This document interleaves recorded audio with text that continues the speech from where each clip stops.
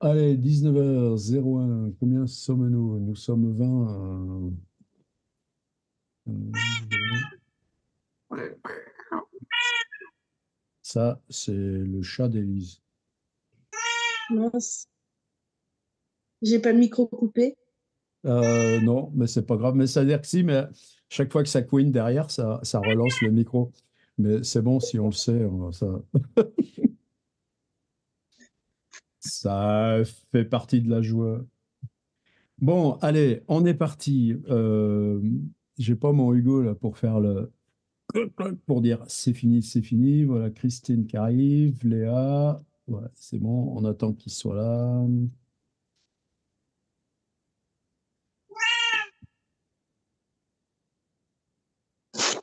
Ah ouais, en fait, elle le nourrit pas, son chat, c'est ça, j'ai bien compris.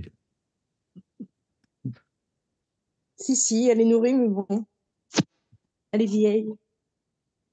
Oh bah, moi aussi, je suis vieux, je fais pas ça là. Allez, on est parti. Oui, dans les deux dernières séances, là, mais c'est pas. Ah, voilà, Hugo. Donc, je sais que c'est mon top chrono et c'est mon top chrono qui s'arrêtera pareil. 19h02. Euh, on a eu deux textes d'Émilie qui, moi, m'ont vraiment touché, mais c'est pas pour la question d'être dans le contexte scolaire. Le contexte scolaire, c'est simplement parce qu'il y a il y a des hiérarchies, il y a de la transmission, c'est évidemment une tâche totalement publique. Il y a aussi une dramaturgie, soit de la classe, soit du lycée, l'entrée du lycée et tout ça. Et bon, c'est vrai que ces textes, moi, mais il faut que je navigue un petit peu au hasard, parce que c'est pas se dire, ah, il y a eu deux textes forts d'Émilie, on va tous se coller pour lui montrer ce que c'est que d'écrire avec un lycée à l'intérieur de la phrase. Mais musique, ces questions là, comme ça, enfin, ce qui définit par l'espace, par le collectif, par après que ce soit lycée, que ce soit bibliothèque, dans les textes de Géraldine, ouais, mais je sais pourquoi elle n'est pas là ce soir. Et, la- l'hôpital aussi, où toutes ces, chaque fois qu'il y a comme ça enfin, ouais, des mots que je peux que répéter, mais qui ne sont pas importants en tant que tels. C'est plus simplement le fait que ce soit collectif, le fait qu'il y ait espace public, le fait que ce soit espace de relation avec hiérarchie, tension. Et évidemment, c'est ce dispositif qui exacerbe la relation au personnage, c'est-à-dire emmener une classe de quatrième dans un hall de supermarché, puis leur dire si vous avez envie de suivre des gens et puis pendant 20 minutes dire tout ce qu'ils font, ou si vous avez envie d'aller interroger le vigile, ou si vous avez envie de regarder la caissière, ou si vous avez envie de rester assis sur le banc et puis de regarder, on sera spectateur et on fera des trucs géniaux avec la classe de quatrième dans le supermarché. Mais c'est des dispositifs où ce qui change, c'est que l'énonciation du personnage ou la sculpture qu'on va faire avec la langue du personnage, elle tient à nos propres relations, soi-même et le personnage en question, dans cette structure après totalement ouverte et qu'on n'a pas besoin de déterminer plus. Euh, c'est une terrasse de bistrot chez Alexia le dimanche quand elle n'aura pas la flemme et qu'elle va réouvrir. Mais merci, il faut que j'arrête de plaisanter avec ça en attendant de venir y manger dans ton bistrot. Mais j'essaye de prendre mes marques. Et là, que ce soit avec Roubaud ou la fois d'avant, c'est ce qu'on a commencé à laisser émerger sur la question du personnage. Et la semaine dernière, donc avec les textes de Roubaud, c'était ce biais qui, moi, me paraissait vachement culotté. J'étais très timide, mais se dire, si on part de comment les gens parlent, non pas ce qu'ils disent, mais leur façon de faire une phrase, leur façon d'interagir avec la personne qui est avec eux. Et bon, j'étais totalement enfin, c'est ébloui, mais je le dis humblement et tranquillement, c'est parce qu'on se risquait dans ce territoire-là bizarre, mais on l'amplifie et ça a donné cette masse de récits là qu'on avait la semaine dernière. Donc là, simplement, la semaine dernière, moi j'avais cette après la séance Roubaud, je vais dire, un, il faut qu'on retourne vers la notion de personnage.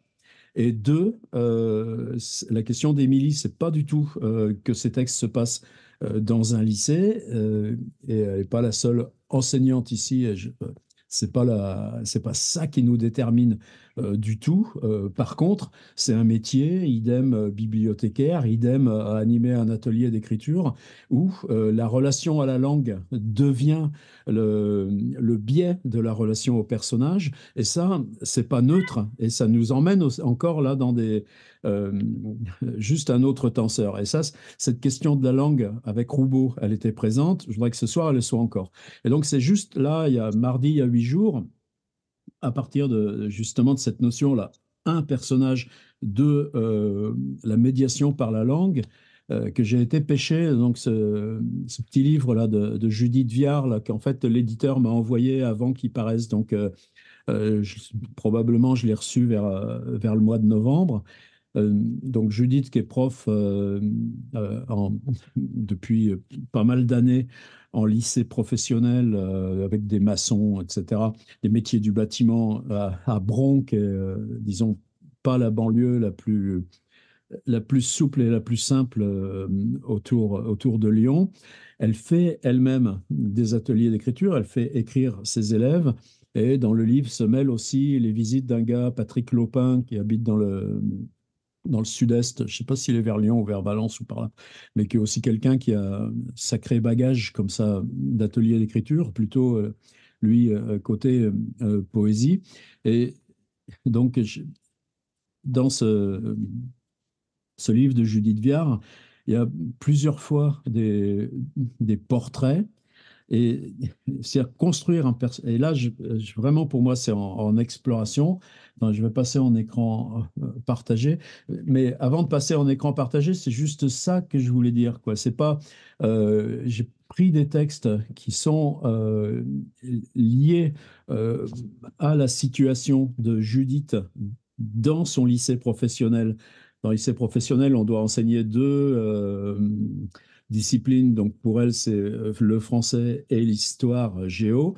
Et par contre, dans cette espèce de liberté et puis ces programmes qui sont toujours beaucoup moins de culture générale, beaucoup moins, et c'est quasi criminel, ben, elle, son travail à la langue passe par une pratique de l'écriture, une pratique partagée de l'écriture. Mais c'est pas ça qui m'intéressait. Si on fait la biblio depuis 20 ans de livres émanant de personnes qui sont à la fois auteurs et enseignants ou au féminin, et, qui se saisissent comme ça de ces interactions pour est-ce que c'est un livre de témoignages? Ben justement, non. C'est comment on fabrique le portrait là, de 20 ou 30 jeunes, mais pris sur plusieurs années, distingués soit à partir d'un événement, soit à partir simplement d'une petite scène, et une scène où il y a toujours ce lien par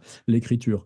Et là, c'est vraiment, pour moi, prologue à 19h09, et là je passe en partage écran, mais il est bien évident que cette question du lycée, pour nous, elle n'est là que comme exemple, et elle n'est là que pour maintenir que ce qu'écrit Judith Viard dans ce livre n'est pas du tout conditionné par sa situation d'enseignante, mais quelqu'un qui a publié par ailleurs plusieurs recueils de poésie, qui est impliqué aussi, enfin, bon, fin du prologue. Les textes que j'ai pris chez elle. Euh, voilà, c'est ça. Euh, je ne vire pas d'échelle. Est-ce que je peux virer ce truc que je ne veux pas chercher? Bon. J'ai pris deux de ces portraits. Et c'est cette page-là qui, moi, m'a déterminé à reprendre ce livre et dire, tiens, on va faire atelier avec lui. D'ailleurs, alors si je prends ce texte, on a euh, un paragraphe, deux paragraphes, trois paragraphes et une apostrophe dialoguée, ou c'est pas dialogue, mais c'est quelque chose juste là d'oral. Dans le deuxième portrait que j'ai pris, là, on a un paragraphe de mise en condition. Une autre chose qui est là, elle, la première, Farah, on a une, un temps, un moment, un événement. Pour le Faisal, là, on a un, un moment en janvier et un autre moment en mars, mais c'est juste deux lignes, et puis un dialogue. Mais moi, aujourd'hui, c'est pas sur le dialogue que je voudrais qu'on parte. Alors, ce que c'est qu'un dialogue, comment on peut construire un personnage uniquement par le dialogue, là, bah, j'ai pris un autre fragment là, dans les 30 ou 40 que propose Judith Viard, et on est aussi dans une situation d'écriture. Bon, vous regarderez, là, on n'a rien qui pose le contexte en quoi que ce soit. C'est uniquement le dialogue. Mais je l'ai mis plutôt par contrepoint. C'est-à-dire que moi, ce qui m'intéresse et ce que j'aurais envie de dire, ce qui serait pour nous la base du partage, c'est ce premier, le portrait de cette gamine, Farah, et qui a juste une phrase qui est prononcée. Et je crois que j'ai mis un autre comme ça. Non, là, c'est euh, une situation aussi dialogique, mais où la phrase dialogue, vous, c'est pas pareil, madame, elle n'a pas d'énonciateur, donc elle n'a pas de guillemets, elle n'a pas de tiret. Et là, on est plus du côté de la réflexion intérieure, donc on n'est pas dans le portrait. Et tout à la fin, bon, là, c'est plutôt une séquence comme ça en pensant justement là, à cette tension là, des textes là, d'Émilie là, récents. Euh, et là, à la fin, là, il y a encore un portrait qui est évidemment hyper fort chez elle. Et il y a juste un dialogue rapporté, c'est-à-dire là, donc, c'est Judith Viard, c'est l'auteur qui parle. Euh, Là, avec les profs, les autres élèves, ses cheveux étaient, truc qui s'aime maintenant, elle était, donc là encore là, mais après, sinon, maligne vive, indocile, omise, et puis phrase nominale, et dialogue rapporté, mais qui n'est pas un dialogue avec elle, la narratrice, c'est dialogue entendu dans la cour. Phrase nominale, elle quitte et la fin qui est évidemment typiquement franco-français et voilà. Mais moi, ce que je voulais vous proposer, donc, c'est une relation entre soi-même narrateur, là, c'est tout simple, je lui demande. Euh, la deuxième, c'est comment est cette gamine sa maîtrise du français correspondatrice, je découvre un texte, et alors là, elle ne parle pas de la gamine, mais de l'écriture qu'elle a et comment est son écriture. Il y a ce truc-là, son regard à celui d'une auteure. Enfin, il y a quelque chose, moi, qui profondément enfin, fort et touchant, mais quand on a bossé un peu en lycée pro, c'est tout le temps ce genre de situation. Et ouais, juste ça, juste une petite notation avec là encore phrase nominale, et puis tout d'un coup la phrase orale qui vient comme ça. Et ce que je voulais vous proposer, donc plus comme recherche, mais donc en partant vraiment de le portrait, la construction de personnages de cette Farah. 3, 5, 10, enfin on a un personnage existe en 20 lignes. Et le livre qui fait, bah, il n'est pas si long que ça, c'est un livre de 120 pages, mais quand je vous dis qu'il y a 30 ou 40 personnages comme ça, c'est tout de cette densité-là. Et là, idem avec ce Faisal, mais là, on a plus de dialogue. Et je vous dis, moi, c'est moins le dialogue. On a le temps de venir à ces choses-là. Mais en même temps, on le laisse venir, le dialogue. Là, c'est juste une phrase.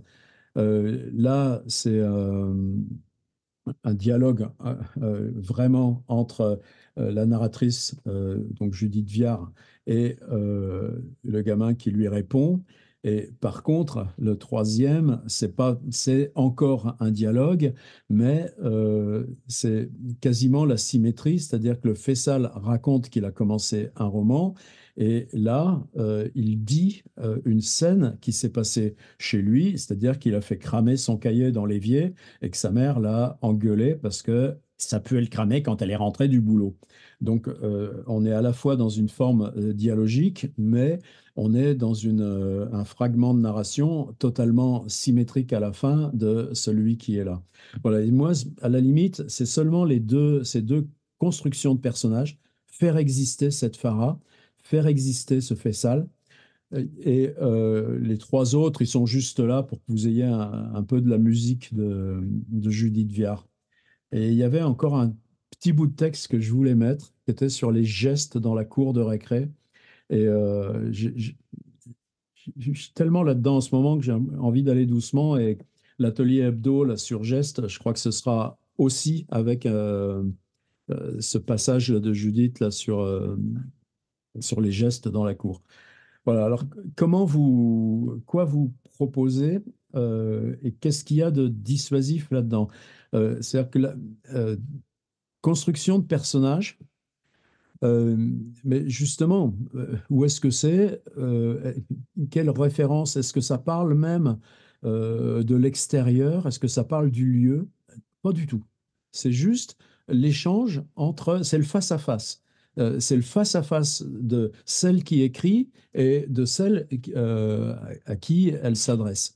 Il n'y a rien qui renvoie, donc, évidemment, encore pas au lycée, euh, mais il y a juste ça là dans le faisceau. Ça peut le cramer quand elle est rentrée du boulot. Oh là, tout d'un coup, on a un imaginaire qui nous renvoie à de l'urbanisme et à quoi ça ressemble la ville de Bron près de Lyon. Mais c'est vraiment un face-à-face où on a tout enlevé à part cet échange. Et par contre, ce que moi je voulais vous demander comme recherche, c'est qu'il y a un troisième élément. Et ce troisième élément, ça fait 3 jours que je me dis, parce que je voudrais pas qu'on loupe l'atelier, mais à chaque fois que je propose des trucs bizarres, c'est là qu'on est les meilleurs. C'est le troisième élément, l'articulation, c'est que le personnage écrit. Euh, Elle me tend son cahier de brouillon. Il se révèle que le cahier de brouillon, c'est une forme journal, mais il y a le mot intime quelque part. Vous voyez, elle écrit le tremblement des lèvres de son voisin de café, le regard qu'elle pose me ramène des écrits. Euh, Attendez, où est-ce qu'il y avait le mot, hein? Elle écrit ça, elle ne savait pas comment. Ah, voilà. Je lui demande, elle a écrit journal intime en haut de la page de droite. Je lui demande si c'est vraiment intime, parce que on ne prend pas comme ça les écrits d'un élève. Elle dit non, elle ne savait pas comment présenter son texte, alors elle a écrit ça comme ça. C'est-à-dire que le mot intime, il est simplement pour dénoter que ça n'appartient pas à une écriture scolaire, ni à une écriture de l'ordre de l'utile ou de la communication, mais simplement dans une relation autoréflexive. Pourtant, mot simple et ce qu'elle écrit, apparemment, c'est ce qui l'entoure. Et ça revient aussi dans le troisième dialogue là, avec là, celui qui s'appelle Driss. On dit, on n'écrit pas avec des idées, on écrit avec ce qui existe à portée de main. Il y a une boîte à écrit pour l'écriture. Je ne sais plus, il y a un truc qu'elle dit. Euh, Attendez, est-ce que tu es déjà là sur cette Ah ouais, alors il faut regarder en bas ou autour de nous. Alors, après, moi, je voudrais m'en tenir là. J'ai encore 5 minutes, et même on a commencé à 19h02. J'ai encore 7 minutes de que ce que je vous propose. Donc, c'est pas la question d'être lycée, bibliothèque, etc. Il n'y a rien qui nous oblige à convoquer ça. Par contre, est-ce que ça peut être un atelier d'écriture, ça peut être, euh, com- comment dire, je me tape le derrière là, pendant que vous ne voyez pas, sur est-ce qu'on peut construire un face-à-face entre narrateur, narratrice et personnage avec une articulation au milieu qui est quelque chose d'écrit. Et, ça- et là, si on cherche euh, paquet de lettres, correspondance, souvenirs autobiographiques avec, là, ces questions même de journal et tout ça. Je pense qu'on est combien là? On est 24. Évidemment, il va y avoir 24 situations différentes, mais est-ce qu'on peut piocher dans mémoire chacun pour aller trouver une articulation qui passe par euh, quelque part, il y a l'écriture. Imaginez par exemple la chose suivante.